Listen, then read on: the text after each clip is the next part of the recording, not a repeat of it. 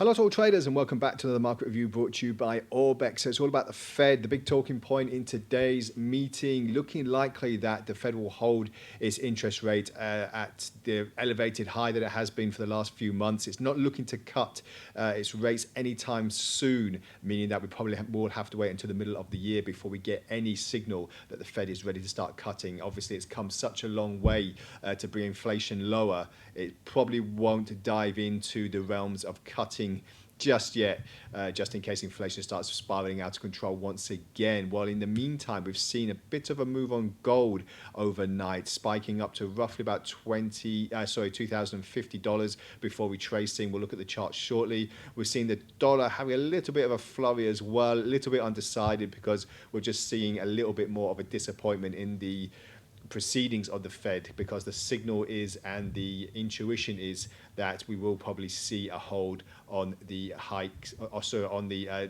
cuts for now. But obviously the Fed is the main talking point for this time of the day, and with the geopolitical tensions still going on, we could see more of a flurry and a rally to the upside for gold as well. So let's get straight to the chart. Just looking on the 4-hour chart this time around, not really expanding too much on the daily. Well, as you can see here, we had this choppy momentum to the downside before this slight bullish rally has happened. Obviously, like I said, we had a spike in the last few hours up to 2050. This is due to political tensions, but we're still obviously seeing this nice bullish upturn as well. So if we take out this false spike here, we are still nicely in a bullish rally. Price action on the RSI is looking a little bit to the oversold area, so there could be possibly a slight bearish divergence coming into play soon, which will mean that price action will start being dragged down. But we've seen this all before with gold, these really unnecessary moves pointing towards a bull rally or a bear rally. But where is the rally going next? This is the main thing that we're going to keep an eye out for. So FOMC data coming out later today when the American session opens. This will be the key move, the key catalyst on where we're going to be seeing the dollar and gold moving for the next few months. And also don't forget the non-farm payrolls coming out, which is supposedly going to be a good one for the American economy. So if we do get good data coming from the American economy, then we could see Jerome Powell having more of a shift in the next meeting and pull back on the monetary policy and having more of a soft landing in America.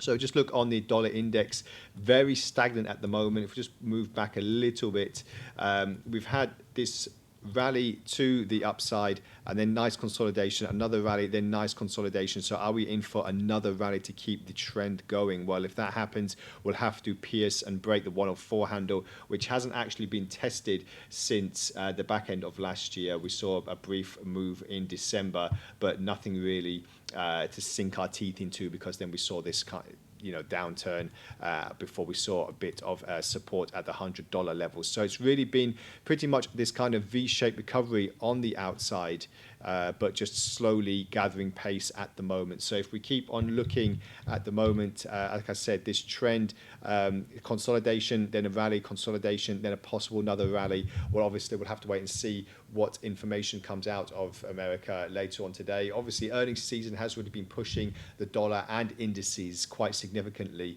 We've had Microsoft and Alphabet release their earnings. Also, we've had quite a big move on the Dow, the Nasdaq, and the S&P hitting record high after record high. So is this going to continue into the first quarter of the year? We'll have to wait and see. But like I said, enough talk. Let's see what the Fed is going to do, and we'll bring you all the latest in the news events and all the fundamental and technical results coming out of the FOMC. So thank you very much for joining me today.